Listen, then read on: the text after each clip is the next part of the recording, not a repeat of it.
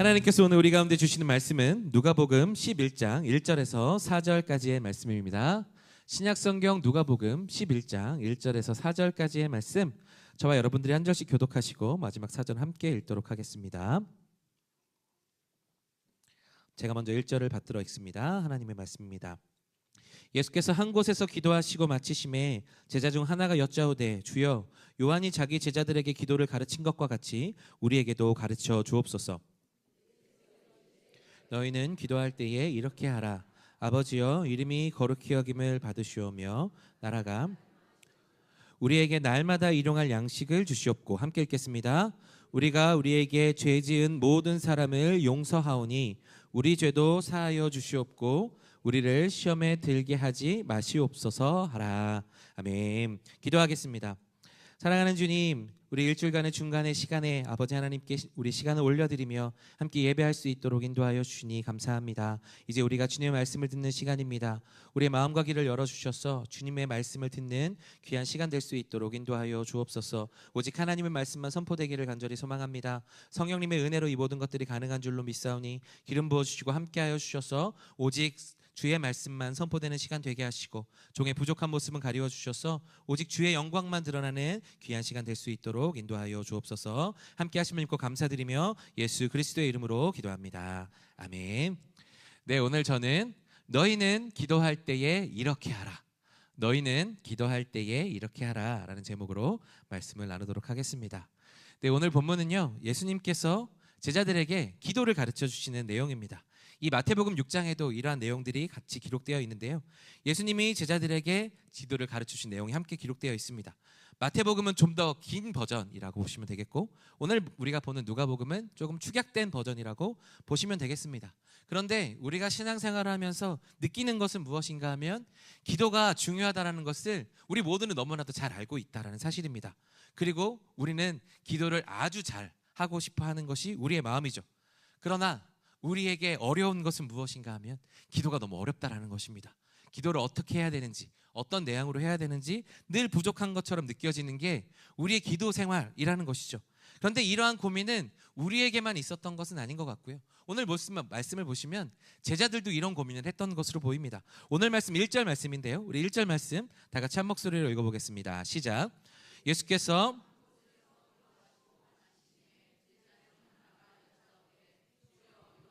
자기 제자들에게 기도를 가르친 것과 같이 우리에게도 가르쳐 주옵소서.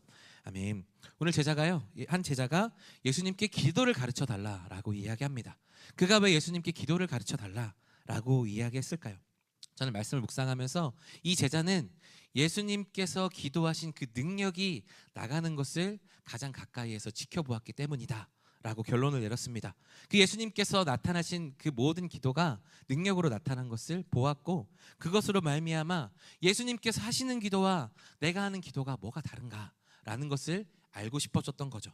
그래서 예수님께서 하시는 기도에서 가장 중요한 것이 무엇인지를 알고 싶었던 마음에서 예수님께 기도를 가르쳐 달라고 요청했던 것이죠. 단순히 외워야 될, 우리가 기도를 형식적으로 하고 외워야 될 기도문을 가르쳐 달라라는 것이 아니라 예수님의 기도에 있는 그 중심과 생명력이 무엇인지 알고 싶다는 의미였다라는 것이죠. 그리고 그 요청에 예수님은 응답하셨습니다. 예수님께서 기도를 가르쳐 주실 때 우리에게 형식적으로 중언부어 다듯이 종교적인 기도, 뭔가 공식처럼 이루어지는 기도를 가르쳐 주신 것이 아니라 강력한 기도, 생명력 있는 기도를 하기 위한, 그래서 그것 때문에 중요한 것이 무엇인지를 오늘 예수님께서는 이 기도의 내용에 이것을 담아 놓으셨다라는 것입니다. 그 중요한 의미를 우리에게 알려주셨다라는 것입니다. 그래서 이것을 통해서 우리가 함께 살펴보면서 우리가 어떻게 기도를 해야 되고, 기도에 있어서 우리가 생명력 있는 기도를 하기 위해 무엇을 우리가 생각해야 되는지를 함께 나눠보도록 하겠습니다. 우리 오늘 말씀 2절 말씀인데요, 우리 2절 말씀 다 같이 한 목소리로 읽어보겠습니다. 시작. 예수께서 이르시되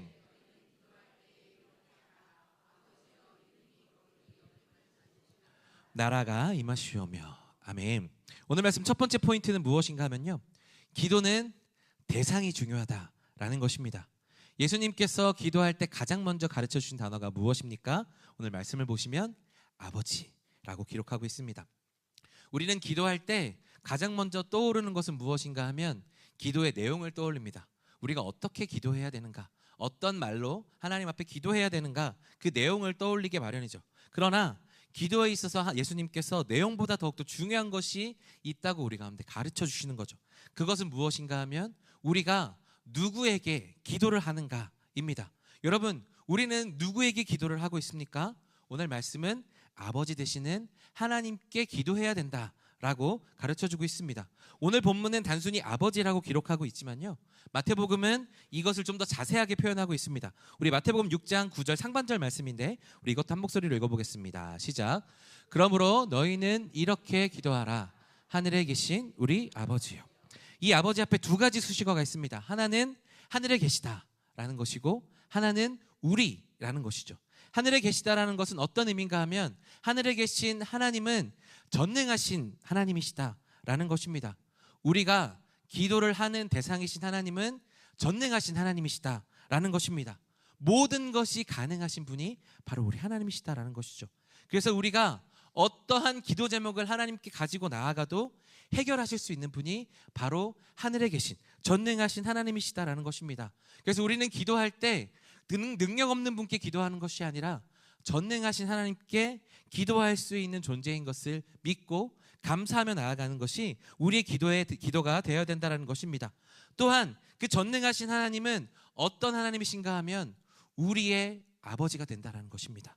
바로 나의 아버지가 되신다라는 뜻이죠. 아무리 전능하고 힘이 있는 그런 존재가 있다라고 해도 그 존재가 나와 아무런 상관이 없다면, 우리랑 관계가 없다면 그것은 우리에게 아무런 도움이 되지 않습니다. 전능하신 그 하나님께서 바로 나의 아버지가 되시기에, 바로 나의 하나님이 되시기에 우리는 마음 놓고 어떤 것이든지 구할 수 있게 되는 것입니다. 그래서 예수님께서는 우리 가운데 이것을 가르쳐 주시기 위해서 아버지여 먼저 가르쳐 주셨다는 것이죠. 기도는 내용보다 대상이 더 중요하다는 것이고, 그 내용보다 그 기도를 하는 대상과의 관계성이 중요하다라는 것이죠. 전능하신 나의 하나님께 우리가 기도를 하는 것, 이것이 가장 중요하다고 예수님께서는 가장 먼저 우리 가운데 가르쳐주고 있다는 것입니다. 그래서 이것을 가르쳐 주시고자 기도할 때 아버지라고 부르라고 말씀하셨습니다. 그렇게 우리가 아버지라고 부르면서 나아갈 수 있는 우리들 되기를 간절히 소망합니다. 그리고 이어지는 단어는 무엇인가 하면 이름이 거룩히 여김을 받으시오며입니다. 오늘 말씀 2절 말씀인데요, 우리 2절 말씀도 다시 한번 읽어보겠습니다. 시작. 예수께서 이르시되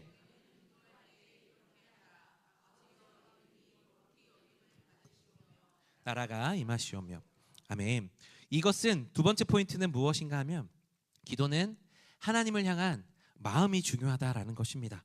예수님께서는 우리에게 기도의 대상을 알려주신 이후에 우리가 어떤 마음으로 기도를 해야 되는지를 알려주셨다라는 것입니다. 이름이 거룩히 여김을 받는다라는 말의 의미는 어떤 의미냐 하면 하나님의 이름이 높임을 받았으면 좋겠다라는 뜻입니다. 그러니까 예수님은 하나님의 이름이 높아지는 것을 기뻐하시는 분이셨다라는 것입니다. 예수님은 그것을 기뻐하셨는데 우리는 그것을 정말로 기뻐하는가를 돌아봐야 한다라는 것이죠. 여러분, 사람에게는 죄성이 있습니다. 그리고 그 죄성은 특징은 무엇인가 하면 이기적이라는 것입니다. 사람은 본능적인 이기심이 있어요. 다른 사람이 아플 때 공감을 아주 잘 해줄 수 있는 그런 존재인 것 같아 보이지만, 다른 사람이 아무리 아파도 내가 아프면 그 아픔이 공감대로 느껴지지 않고 내 아픔이 가장 크게 느껴지는 것이 바로 우리 존재다라는 것입니다. 속담에는요, 사촌이 땅을 사도 우리가 배가 아프다라고 하죠. 아무리 가까운 사이여도 내가 아니면 그 사람이 땅을 샀을 때, 좋은 일이 일어났을 때 우리는 배가 아픈 게 우리 마음이라는 거죠. 그러니까 나 아닌 다른 사람의 이름이 높아지는 것을 즐거워하지 않는 것이 우리의 죄성이다라는 것입니다. 우리 이기심은 내가 이름이 높아지는 것은 너무나도 좋아하지만 내가 아닌 다른 사람의 이름이 높아지는 것은 전혀 좋아하지 않는다라는 것을 우리는 알 수 있습니다. 그런데 그렇지 않은 경우가 있습니다. 어떤 때냐 하면 내가 사랑하는 사람이 나 대신에 칭찬을 받을 때 그것은 우리가 즐거워한다라는 것입니다. 내가 높아지는 것이 아니더라도 기뻐할 수 있다라는 것입니다. 보통은요, 이 부모님들이 자기가 칭찬을 받을 때보다 자기 자녀가 칭찬을 받으면 그렇게 기분이 좋습니다. 왠지 더 기분이 좋아지는 거죠. 왜 그럴까요? 그것은 그 자녀를 진심으로 사랑하기 때문입니다. 예수님께서 가르쳐 주신 것처럼 하나님의 이름이 높아지기를 바라는 이 마음은 바로 예수님의 마음에 하나님을 얼마나 사랑하는지가 담겨져 있는 표현이다라는 것이죠. 그래서 이 기도의 시작은 우리의 기도 제목이 응답받아서 내가 높아지는 것이 아니라 하나님의 이름이 높아지기를 원하는 우리의 마음이 담겨 있는 것이 먼저라는 것을 예수님께서 우리가 다시 한번 가르쳐 주시는 것이라는 것입니다. 여러분, 진짜 능력 있는 기도는요, 내가 원하는 그대로 그것이 이루어지는 기도가 아니라 하나님께서 원하시는 것이 이루어지는 것을 기뻐하는 기도가 진짜 능력 있는 기도입니다. 그래서 기도의 목적이 내가 되고 내 기도의 제목이 응답이 목적이 되는 것이 아니라 하나님이 목적 되시는 기도를 드려야 한다라는 것입니다.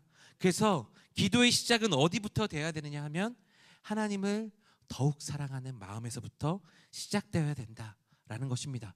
그러므로 오늘 예수님께서 우리 가운데 가르쳐 주신 것처럼 하나님의 이름이 세상 어느 곳에든지 높아지기를 기뻐하는 것, 거룩히 여김을 받는 것을 기뻐하는 마음으로 기도할 수 있는 저와 여러분들이 되기를 간절히 소망합니다. 그리고 예수님께서 가르쳐 주신 그 다음 것은 무엇인가 하면 하나님의 나라가 임하는 것입니다. 우리 2절의 말씀 다시 한번 읽어보겠습니다. 시작. 예수께서 이르시되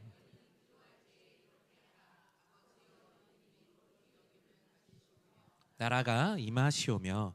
아멘. 셋째, 기도는 무엇이어야 되는가 하면 하나님의 능력이 나에게 임하도록 구하는 것이 기도다라는 것입니다. 예수님께서 오늘 우리에게 기도를 가르쳐 주면서 우리 삶에 하나님의 나라가 임하기를 구하라고 하셨습니다. 여기서 이 하나님의 나라라는 것은 단순한 장소 개념이 아니고요, 하나님의 다스리심과 통치를 의미하는 것을 우리는 너무나도 잘 알고 있습니다. 그 기도라는 것은 무엇인가 하면 하나님의 나라, 하나님의 다스림과 통치가 임하여서 하나님의 뜻과 계획이 내 삶과 우리 가정과 공동체와 교회 가운데 이루어지기를 바라는 고백이 되어야 된다라는 것입니다. 사랑하는 여러분, 기도는요, 내가 하나님을 움직이는 것이 아닙니다. 기도는요, 하나님이 나를 움직이시는 시간인 줄로 믿습니다. 그래서 기도는 내가 능력이 생기는 것이 아니라 기도를 통해 하나님의 능력이 나에게 임하셔서 역사하시는 것이 진짜 기도인 줄로 믿습니다. 그래서 하나님의 나라가 내 안에 임한다는 것은 내 마음 안의 주인 자리를 하나님께 내어드릴 때 진짜 기도가 가능하다라는 것입니다. 내가 주도하는 삶이 아니라 하나님께서 주도하시는 삶으로 방향을 바꿀 때 진짜 기도의 모습이 나타난다는 것이죠.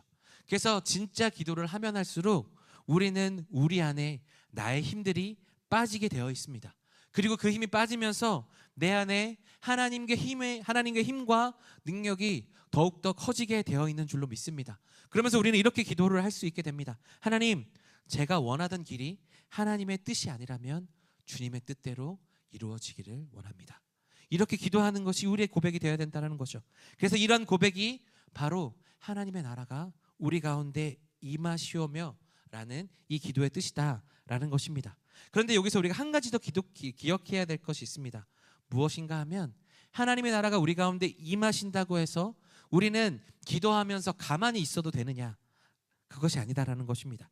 가만히 있어도 되는 것이 아니라 하나님의 다스림은 강제로 밀고 들어오는 통치가 아니라 내가 순종함으로써 받아들여지는 통치이기 때문에 하나님의 나라가 임하셔도 내가 그 믿음으로 내 마음을 열지 않으면, 내 마음으로 하나님을 고백하지 않으면 그 능력을 이룰 수가 없다라는 것입니다.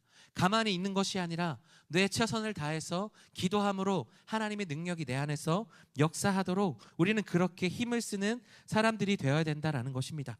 그래서 우리는 기도로 결단해야 됩니다. 하나님, 내 삶에 임하여 주옵소서. 내가 주의 뜻을 받아들이겠습니다. 그래서 내가 계획한 길보다 하나님께서 다스려 주신 길이 더 좋은 줄로 믿습니다. 그래서 내가 가려고 했던 길을 하나님께서 멈추실 때 우리는 멈출 수 있는 그러한 믿음 또한 필요한 것이고, 우리가 막상 나서기에 두려움 마음이 생길 때라도 하나님이 우리 가운데 가라 하시면 갈 수 있는 것이 우리의 믿음과 기도가 되어야 된다는 것입니다. 하나님의 나라가 우리 가운데 임하여 온다는 것은 우리가 이러한 일들을 감당할 수 있게 되는 것이다 라는 것입니다. 그러므로 사랑하는 여러분, 하나님의 나라가 우리 가운데 임하게 되면 기도는 더 이상 나의 문제를 해결하는 시간이 아니라 하나님께서 나를 통해 일하시는 시간이 되는 줄로 믿습니다. 그래서 우리가 기도할 때 하나님이 내 안에 일하시도록 기도하는 우리가 되기를 간절히 소망합니다. 그래서 우리가 예수님께서 가르쳐 주신 대로 이렇게 세 가지를 두고 기도하면 우리 가운데 나타나는 결과들이 있습니다. 오늘 말씀 3, 4절 말씀인데요. 우리 3절과 4절 말씀 다 같이 한 목소리로 읽어보겠습니다. 시작. 우리에게 날마다 일용할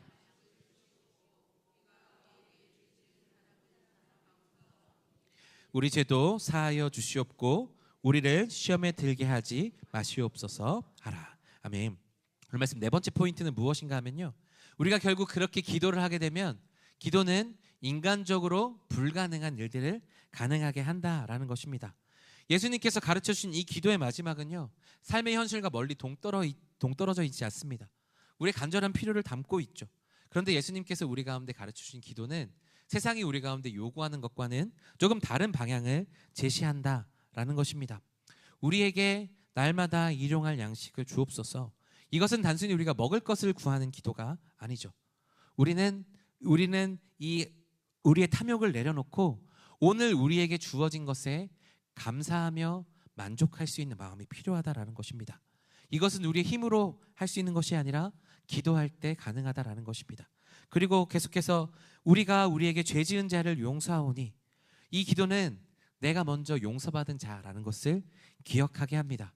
그리고 나를 힘들게 한 사람들을 예수님의 마음으로 용서할 수 있게 해달라는 그런 고백이 되는 줄로 믿습니다. 우리가 용서를 받았다라고, 예수님의 은혜를 받고 용서를 받았다라고 하지만 나를 아프게 한 사람들, 나를 속상하게 하는 사람들 앞에서 그들을 용서하는 것은 사실 쉬운 일이 아니죠. 그것은 우리의 본성을 거스르는 일입니다. 그러나 기도할 때 이런 일들이 가능하게 되는 줄로 믿습니다. 그리고 우리를 시험에 들게 하지 마옵소서. 이 기도는요, 내 연약함을 인정하는 표현입니다. 사람은 보통 겉을 꾸미기 마련입니다. 내가 연약한 것을 드러내는 것을 좋아하지 않는 것이 우리 인간의 본성이다라는 거죠. 그러나 우리를 시험에 들게 하지 마옵소서라는 것은 하나님의 앞에서 내 연약함을 인정하는 기도이죠. 내가 완전하지 않기에 하나님의 보호와 인도하심이 필요하다는 고백을 우리가 하나님 앞에 드리는 것입니다. 결국 이 기도는요, 내가 본성적으로 할 수 없는 일들을 하나님의 도우심으로 가능하게 만드는 통로가 되는 줄로 믿습니다. 오늘 말씀을 비롯해서 우리가 생각해 보면 우리가 기도할 때 우리는 욕심 대신 감사를 할 수 있게 되고요, 미움 대신에 용서를 할 수 있게 되고, 불안 대신에 신뢰를 할 수 있게 됩니다. 그래서 기도를 통해 우리가 이러한 것들 할 수 있도록 배우고 실천하게 되는 것입니다. 이것을 바탕으로 해서 우리의 본성을 거슬러 우리 인간으로는 도저히 할 수 없는 것들을 우리는 기도를 통해 맛보아 알 수 있게 되는 줄로 믿습니다. 그래서 기도는요, 어떠한 응답을 끌어내는 것이 아니라 나의 마음이 하나님의 뜻에 닿도록 바꾸어내는 도구가 되는 줄로 믿습니다. 그래서 우리가 이렇게 기도를 통해 하나님의 뜻을 삶에서 누리고 그 뜻대로 살아가기를 즐거워하는 우리 모두가 되기를 간절히 소망합니다. 말씀을 맺습니다. 예수님께서 우리 가운데 가르쳐 주신 기도는요, 화려하거나 논리적이거나 수사학으로 완벽한, 그래서 시처럼 암송하라고 우리 가운데 주신 기도 제목이 그런 말씀이 아니었습니다.